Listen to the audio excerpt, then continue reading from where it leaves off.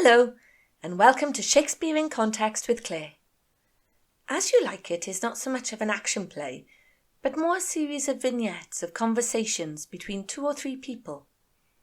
In this presentation, we will find out about Shakespeare's friends and enemies. The author reveals himself through the characters in the play, particularly in the dialogue between Touchstone and William. We will find out what Shakespeare means when he says, "For all you writers do consent that IPSE is he. Now you are not IPSE, for I am he." Let's put the play in context. This idyllic country scene is not a peasant village in the countryside, but the Hameau de la Reine, the Queen's hamlet, near the Petit Trianon, in the grounds of Versailles. This scandalous portrait of Queen Marie Antoinette in a white muslin dress without a corset typifies the desire to escape the formality of court and play at being a countrywoman. Marie Antoinette, dressed in a polonaise gown and a straw hat, would spend time with her friends in her ideal country village and working farm, built especially for her. The polonaise dress imitates that of a Polish shepherdess. This pastoral ideal, recreated by Marie Antoinette in the 18th century, was popular with 16th century poets. George Putnam, in The Art of English Poesy, says, "The pastoral poesy, which we commonly call by the name epilogue and bucolic, should be the first type of poetry inspired by the shepherds, who in their idle hours turned their conversation and babble into songs and verses. Then idle wooings were put to music." Then he denies that the eclogue should be the first, being persuaded that this form of poetry was not devised to imitate rustic love poems, but to act as a disguise, to insinuate and glance at greater matters that might not be safe to disclose in any other way. So how does Shakespeare treat this genre of pastoral wooing in As You Like It? Is he using the play as a means to glance at greater matters that it is not safe to fully disclose? First, let's start with some dates. The play first appeared in print in the first folio, although it had been entered into the Stationer's Register in August 1600, with a note to be stayed. Although As You Like It is not mentioned by name by Mears, Love's Labour's 1, which is no longer extant, might be a good description for this play. There is a question whether Thomas Lodge's prose romance, Rosalind, was a source for As You Like It, or was Shakespeare's play inspiration for Thomas Lodge. The number of similar works by Shakespeare's contemporaries and the Marprelate controversy suggest a pre-1590 date, although there were probably later revisions prior to publication. As You Like It makes reference to Marlowe when Touchstone says, "It strikes a man more dead than a great reckoning in a little room." Marlowe died in 1593 in a brawl over a bill, now known as the Reckoning, in a room in a guest house in Deptford. The play also includes a direct quotation from Marlowe. "Dead shepherd, now I find thy sore of might," referring to Marlowe as the dead shepherd, then his poem, "Who ever loved that loved not at first sight." There's an oral tradition, recorded in 1865 by the historian William Corey, that in 1603 Mary Herbert, Countess of Pembroke, wrote to her son William Herbert, 3rd Earl of Pembroke, asking him to bring James I to Wilton House to see a performance of As You Like It, as "we have the man Shakespeare with us." Corey did not see the letter, intriguingly, nor has anyone since. The Chamber accounts for December 1603 record a payment made to the Chamberlain's men for presenting at Wilton before His Majesty and play, a play which is not named. A year later, in December 1604, Philip Herbert married Edward de Vere's youngest daughter, Susan de Vere. The picture shows the double cube room at Wilton House, the family home of the Earls of Pembroke. The large picture by Van Dyck shows the Earl of Pembroke and Montgomery with his wife Susan de Vere and their offspring.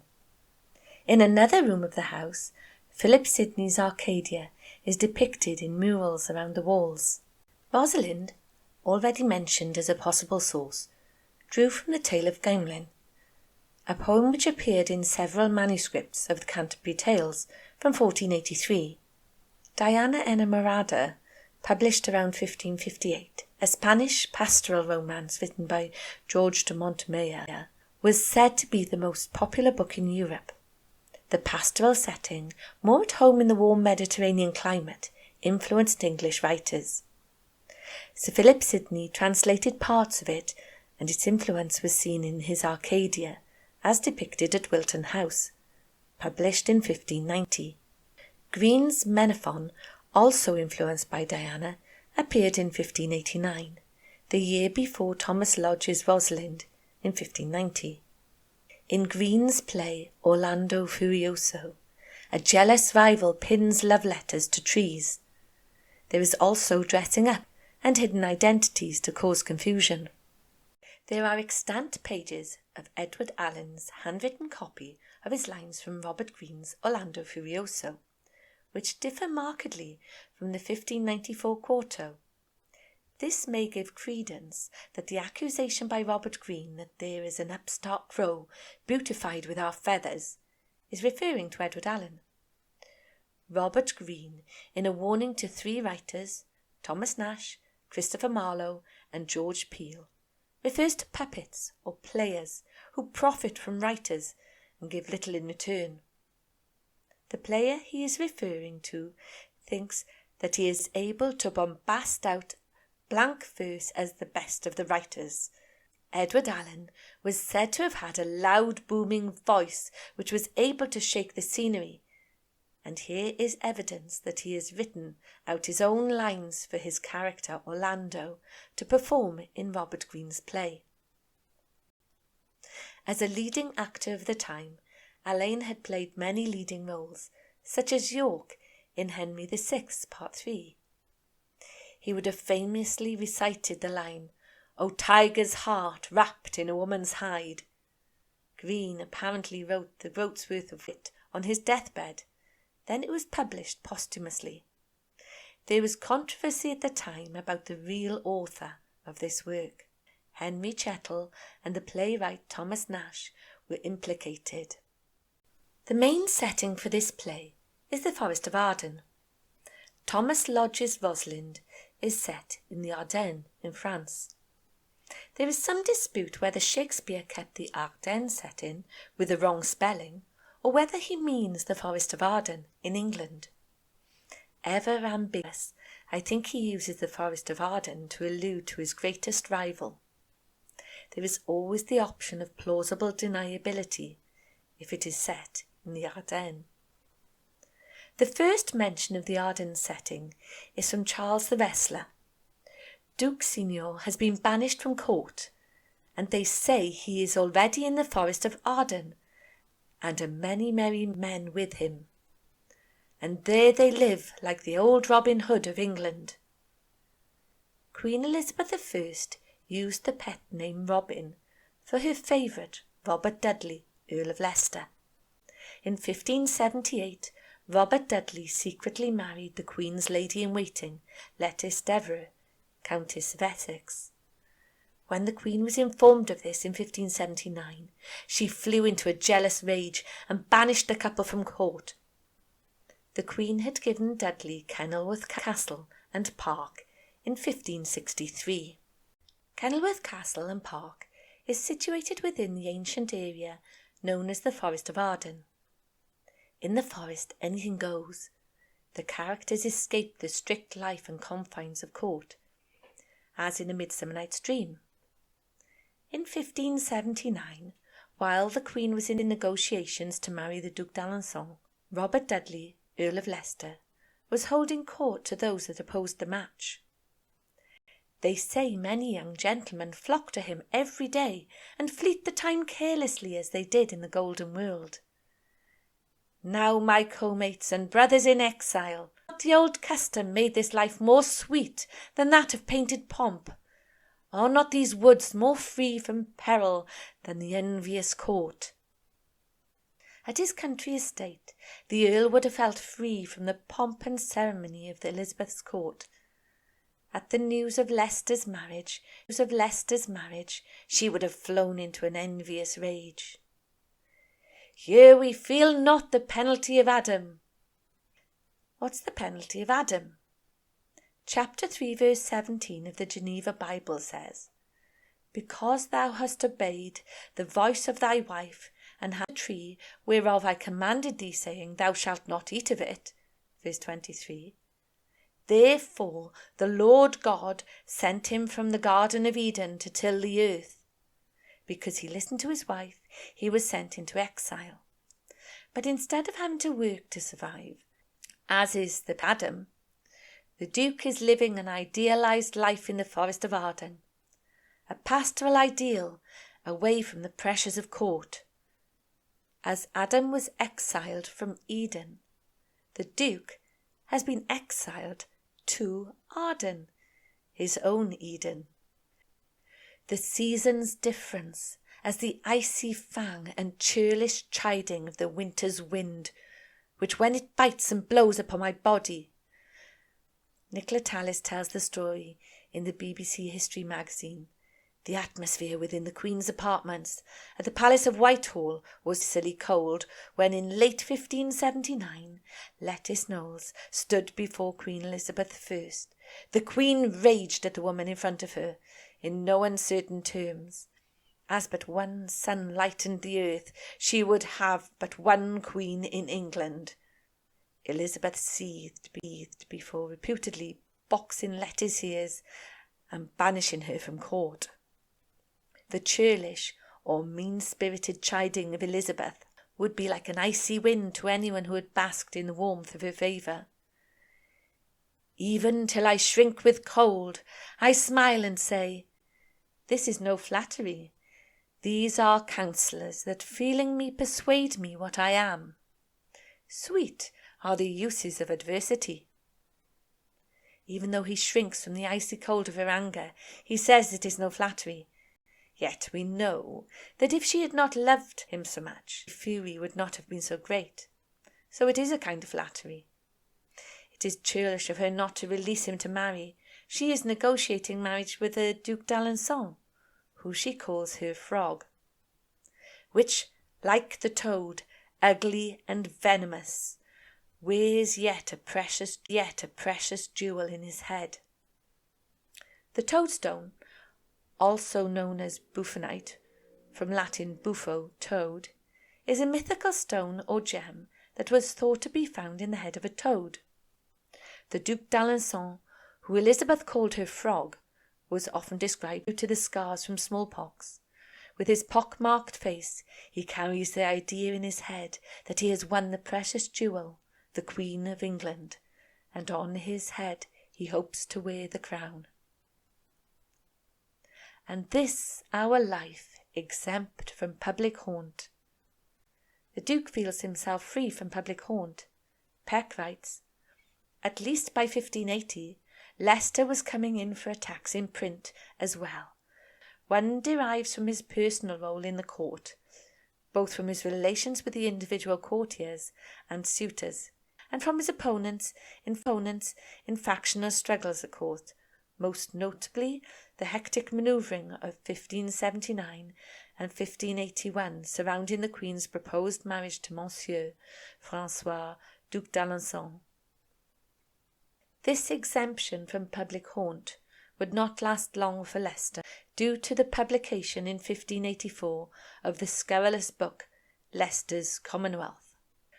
Leicester, a patron of the puritanical movement, is possibly being lampooned as the Duke who reads from the book of nature and finds tongues in trees, books in the running brooks, sermons in stones, and good in everything. Sir Philip Sidney, who had probably finished writing his original pastoral romance, Arcadia, by 1580, wrote a pamphlet, sometime during the winter of 1584 to 1585, to defend his uncle's reputation. now known as The Defence of Leicester. Shakespeare alludes to another set of scurrilous Puritan pamphlets in Act 3, Scene 3 of As You Like It. Enter the Puritan priest Sir Oliver Martext, named after the pamphleteer Martin Marprelate. Martin Marprelate was a fake name used by a Puritan writer attacking the Anglican bishops. Martin was the name given to the ape in the Reynard series of stories popular in the Middle Ages. A series of satirical, entertaining pamphlets were printed in secret between 1588 and 1590. Most of his contemporaries thought that Martin copied the style of the clown Richard Tarleton. In response to Martin's pamphlets, Thomas Nash and associates were employed to reply in a similar vein, under the pseudonyms Cuthbert Carynave, Marforius, and Pasquale Cavaliero of England. Almond for a Parrot, in 1589, thought to be written by Nash, was dedicated to Monsieur Kemp, jest monger and vice-gerant general to the ghost of Dick Tarleton. It is noted in Martin Month's mind that throughout 1589, every stage player made a jest of him and put him clean out of countenance. Touchstone is making a fool out of the character Oliver Martext, alluding to Martin Marprelate as a phony priest who would not be able to properly marry Touchstone and Audrey. In 1589, Sir Francis Bacon criticises Martin for turning religion into a comedy or satire. He is equally critical of this response to Martin, saying that a fool was to be answered, but not by being likened unto him. Bacon is more concerned with the way that the controversy has been handled rather than with the arguments that have been presented. The controversy was being played out on the public stage to the amusement of the audience. But then, what does Shakespeare tell us in Act 2, Scene 7? All the world's a stage, and all the men and women merely players. They have their exits and their entrances, and one man, in his time, plays many parts, his acts being 7 ages. At first the infant, mewling and puking in the nurse's arms. Then the whining schoolboy with his satchel and shining morning face, creeping like a snail unwillingly to school. And then the lover, sighing like a furnace, with a woeful ballad made to his mistress' eyebrow. Then a soldier, full of strange oaths and bearded like a pard, jealous in honour, sudden and quick in quarrel, seeking the bubble reputation, even in the cannon's mouth. And then the justice, in fair round belly, with good capon lined, with eyes severe, and beard of formal cut, full of wise saws and modern instances. And so he plays his part. The 6th age shifts into the lean and slippered pantaloon, with spectacles on nose and pouch on side, his youthful hose well saved, a will too wide for his shrunk shank, and his big manly voice turning again towards childish treble, pipes and whistles in his sound. Last scene of all, that ends this strange eventful history, is second childishness and mere oblivion. Sans teeth, sans eyes, sans taste, sans everything. The ages of man was not a new concept. The Greek poet Hesiod describes 5 ages, while Shakespeare's favourite Latin poet Ovid describes 4 in his Metamorphoses. The ages described by these ancient poets are better described as eras. The ancient Greek lawgiver Solon divided the human life cycle into 10 stages of 7 years each.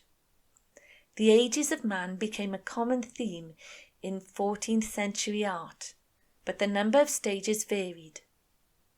The 7 ages of one man's life is clearly depicted in the mosaic on the marble floor of Siena Cathedral. Shakespeare may have used it as inspiration for Jaques' speech. Both Will of Stratford and Edward de Vere had familiar links to the Arden family.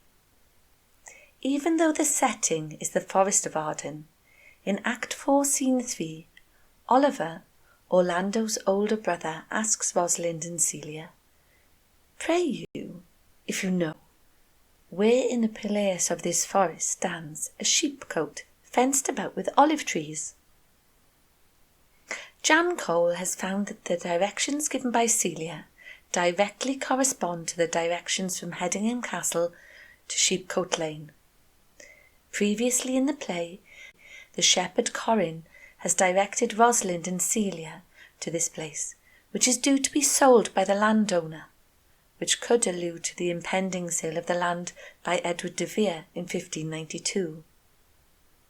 The sale of land could also allude to Bilsley Manor, occupied by the Trussell family within the Forest of Arden. Edward de Vere inherited the Trussell lands owned by his grandmother, Elizabeth Trussell. There is a rumour that Will of Stratford played the part of Old Adam in the original production by the Chamberlain's men. This tradition, dating from the 18th century, cannot be substantiated. There is an interesting interaction between the shepherd William and Touchstone about who is to possess Audrey. More about this later. Edward de Vere was involved with the Marprelate controversy, and the character of Jaques in Touchstone may represent 2 sides of the author's character. Thomas Nash wrote an early Euphuistic work, The Anatomy of Absurdity. The other associates thought to be involved in the Martin pamphlet wars were John Lilly and Robert Greene. Lilly dedicated Euphuist's England to Oxford in 1579, and whilst in Oxford's employ, wrote and produced comedies for the court. As we have already mentioned, As You Like It contains thematic links with Lilly's plays Sappho and Phao from 1584, Galathea 1586-1587, and The Woman in the Moon, written in the 1580s to early 1590s. There is also a resemblance to Greene's Orlando Furioso. The most similar work to As You Like It, to give it its full name, Rosalind, Euphuist's Golden Legacy by Thomas Lodge. It is widely accepted among traditional Shakespeare scholars that Shakespeare collaborated with other writers. Here we have a team of writers who are writing in a similar vein and have been linked to the pamphlet wars. It is likely that they were supported by their generous patron, Vere, Earl of Oxford, at his place in Fisher's Folly. In the late 1580s, early 1590s, the money runs out. Nash writes in the dedication to Strange News that he wishes his friend new strings to his old tawny purse, tawny being the colours of the Earls of Oxford. Edward de Vere, the Earl of Oxford, and Thomas Nash, one of the writers of the anti-Martin pamphlets, seem to be close friends. Lord Oxford suggested to the bishops that they employ a team of writers to produce pamphlets to reply to the Martin Marprelate pamphlets. Oxford's company of boy actors presented a satirical burlesque of Martin Marprelate. Elizabeth Appleton presents convincing evidence that the anti-Martinist satirist Pasquale Cavaliero of England is the Earl of Oxford, in her book An Anatomy of the Marprelate Controversy. One of the other pamphlet writers was thought to be de Vere's secretary John Lilly. After the Martin Marprelate pamphlet war ended, Nash engaged in a pamphlet war with Gabriel Harvey. In the introduction to Strange News, Nash calls the most copious harmonist, meaning prolific poet, his Vere, a Panon de Vere, friend, Mr. Apis Lapis, a stoned bull or ox, after the Egyptian sacred bull Apis. Touchstone is a stone which verifies the gold content of an object. Verify means finding the truth, and vero nihil verius was De Vere's motto. The characters Touchstone and Jaques are two sides of De Vere's character, the lively, witty jester and the melancholic philosopher.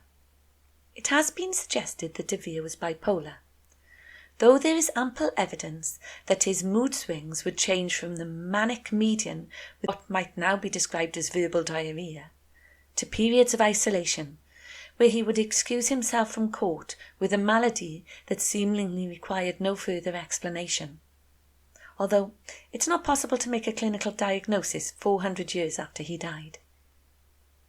He's brilliant, insightful, witty and argumentative. He can laugh at the madness of the world and at himself.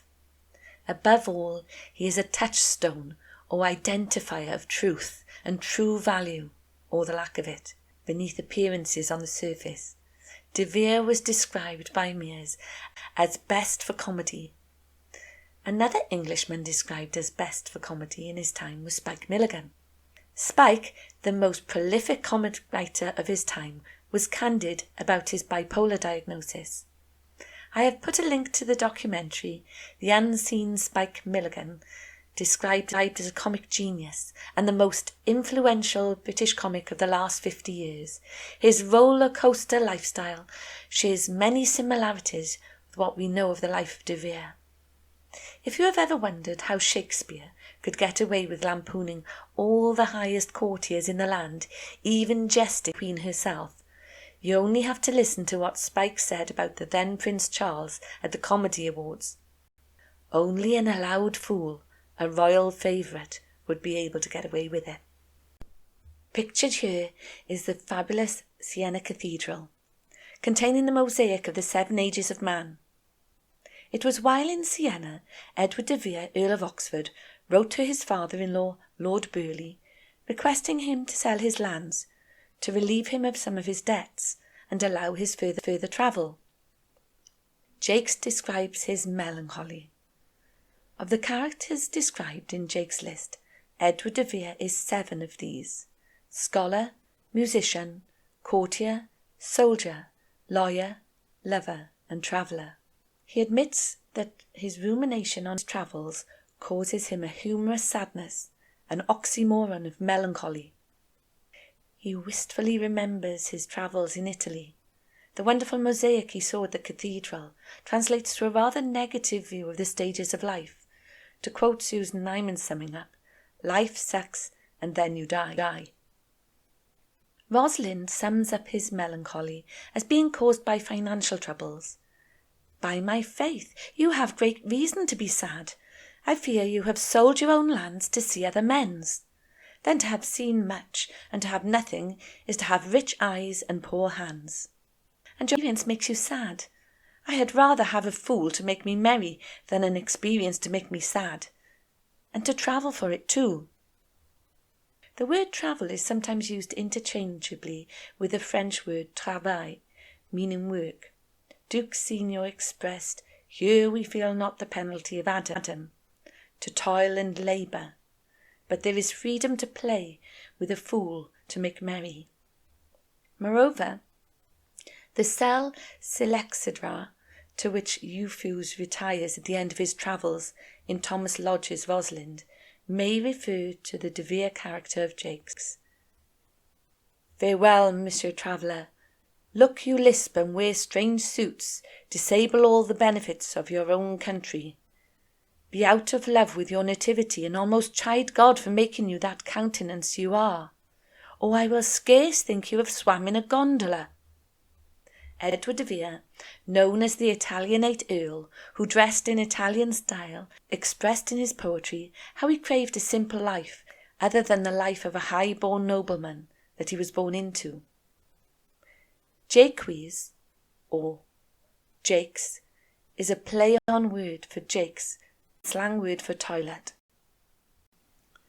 Philip Sidney wrote the love poem Astrophel and Stella for the famed beauty Penelope Rich née Devereux.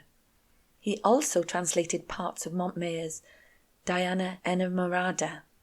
The English translation of Diana in 1598 by Bartholomew Young was dedicated to Penelope. Penelope Devereux was known for her beauty and wit. She enjoyed taking part in court masques. It would be easy to think of her as the character Rosalind, with the fawning Philip Sidney as Orlando, writing her silly love poems and sticking them to trees.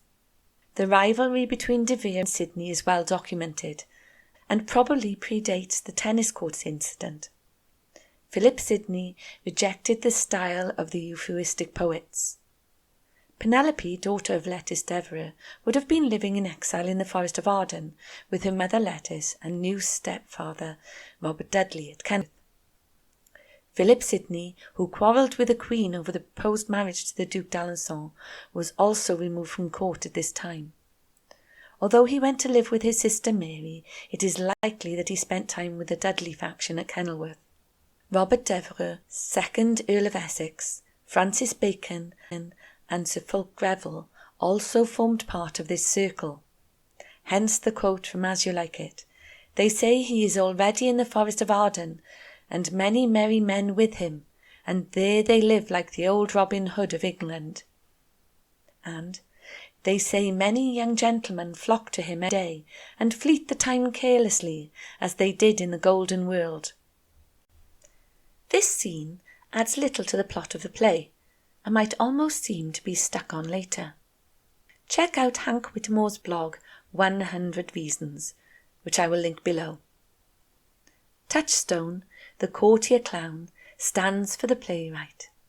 Oxford, the courtier who was called best for comedy at Queen Elizabeth's royal court.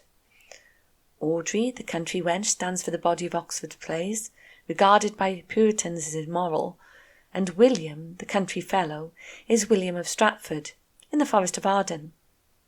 Will says he is 25. Will of Stratford would have been 25 in 1589, at the time of the Marprelate controversy. Oxford is claiming ownership of Audrey, his body of work. He says to William, "For all you writers do consent that IPSE is he. Now you are not IPSE, for I am he." IPSE can most simply be translated as myself. He is emphasizing that I myself am he, and William, you are not he. There is an oral tradition that Shakespeare wrote As You Like It at Bilsely Manor in Warwickshire, which lies within the area of the Forest of Arden. The Blue Boar Inn lies within the grounds of the estate. The blue boar, which was an emblem of the De Veres, Earls of Oxford. The estate of Bilsely Manor, listed in the Domesday Book, was owned by the Trussels. Edward de Vere's grandmother, Elizabeth Trussell, who was heir to the Trussell lands, owned by the senior branch of the family, married John de Vere, 15th Earl of Oxford. Much of the Trussell lands around Warwickshire was passed down to Edward de Vere. The Trussells of Bilsely Manor, the junior line, had switched from farming to raising sheep in the 1400s. Bilsely Manor transferred to the Crown in 1588, when Thomas Trussell was convicted of highway robbery, and his lands were confiscated. In 1588, Edward de Vere sold his house Fisher's Folly. Did he spend time in Bilsely Manor before he sold to Sir Robert Lee in 1592? Is it possible that he met 25-year-old William of Stratford at the Blue Boar Tavern in 1589? What do you think? Do you think that de Vere met William in the Forest of Arden? Do you think that Oxford as Shakespeare is using the bucolic to glance at greater matters that it is not safe to fully disclose, as suggested by Putnam? Is he turning the pamphlet wars into a comedy for the stage? Thank you for watching. I will put a link to my sources in the comment section below. Please don't forget to like and press the bell icon to be informed when the next video is uploaded. I would love to hear any suggestions or questions about the plays discussed already in the comment section below. And remember, please be kind.